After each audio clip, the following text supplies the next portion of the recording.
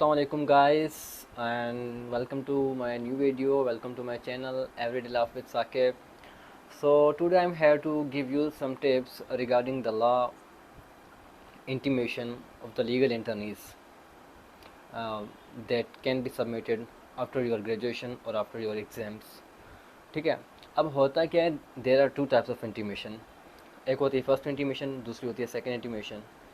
अब first intimation कब submit होती है, उसका क्या टाइम पीरियड है, तो उसको हम प्रिविलेज पीरियड भी कहते हैं और वो 6 मंथ की होती है. ठीक है, अब उसमें क्या होता है कि जैसे ही आपके एग्ज़ाम हो जाएं फाइनल के, मतलब आपका फाइनल सेमेस्टर या फाइनल ईयर जो भी है लॉ का, अगर आपका वो हो जाता है तो उसके बाद जैसे ही आपके एग्ज़ाम्स ख़त्म होते हैं तो you have to do a practice for 6 months. It can be called as a privilege period also.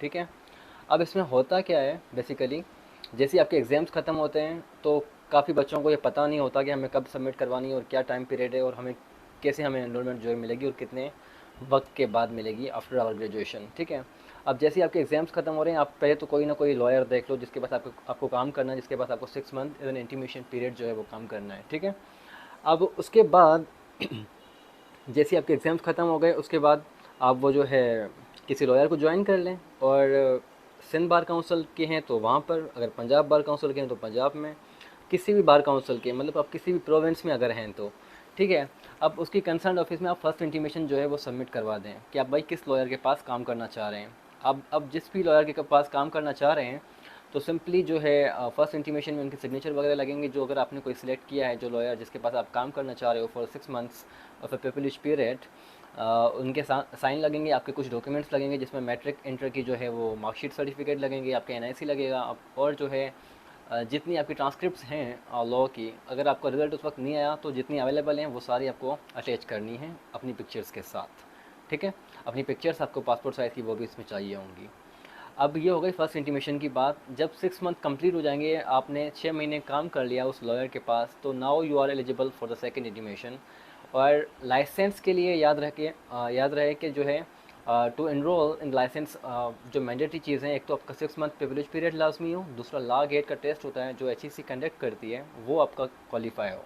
ठीक है, अब जब ये दोनों चीज़ें आपकी क्वालिफाई होंगी और आपका टाइम पीरियड भी कंप्लीट होगा, then you are eligible to enroll in Sindh Bar Council or any bar council that is relevant to your area. ठीक है, अब इसमें होता क्या है, सेकेंड इंटीमेशन कैसे जमा होती है, उसमें थोड़ी ये है कि थोड़ी डिटेल्ड चीज़ें चाहिए होती हैं, बिकॉज एनरोलमेंट के लिए चाहिए होता है, और वो फिर एनरोलमेंट पे एक पूरा सर्टिफिकेट बनता है, लाइसेंस मिलता है बेसिकली, और फिर कार्ड वगैरह जो भी है किसी भी डिस्ट्रिक्ट बार काउंसिल का जो आफ्टर योर एनरोलमेंट जो बनता है, तो इसलिए उसमें काफ़ी डिटेल्स चाहिए होती हैं. अब जैसे आपका 6 मंथ जो है पीरियड कंप्लीट हो चुका है, तो आप जो है जाओगे सिंध बार काउंसिल या किसी भी ऑफिस में जो आपकी बार काउंसिल है कंसर्न, वहाँ पर आप उसके बाद जो है सेकेंड इंटीमेशन जमा करवाओगे. वहाँ पर क्या क्या रिक्वायरमेंट्स होती हैं कि आपने भाई 10 कोई ऐसे केसेस अटैच करने हैं जो आपने अपने सीनियर के साथ जो है हैंडल किए हों, या मतलब आपने उसमें क्या पार्टिसिपेट किया हो. ठीक है,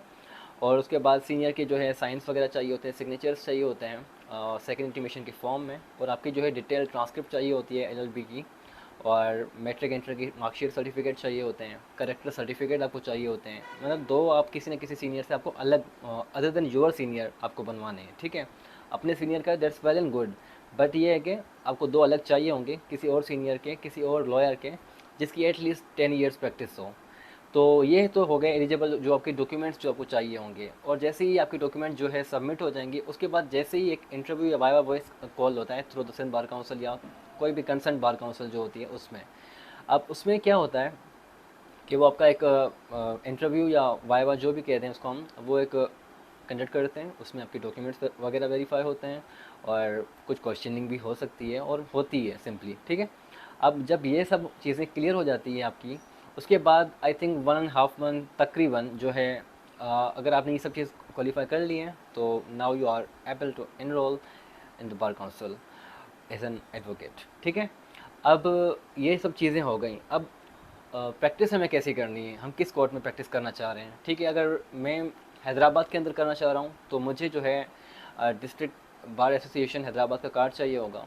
बट उस कार्ड के लिए हमें ये है कि सिंध बार काउंसिल का जो हमारा लाइसेंस है वो लाजमी हमें चाहिए होगा। तो सबसे पहले जैसे ही हमें सिंध बार काउंसिल लाइसेंस देगी, उसके बाद जिस डिस्ट्रिक्ट में आप प्रैक्टिस करना चाह रहे हो आप वहाँ जो है अप्लाई कर सकते हो for the registration as a member of the district bar association जिसमें आप प्रैक्टिस करना चाह रहे हो। तो ऐसे ही जो एक सिलसिला है वो चलता है एडवोकेसी का, और अगर आप सबको कामयाब करें इस ख़ास पेशे में, और मेरी दुआएं आप लोगों के साथ हैं and wish you good luck. और कोई भी गाइडेंस अगर आपको चाहिए तो आई एम ऑलवेज अवेलेबल है। So thank you so much, thanks for watching this video.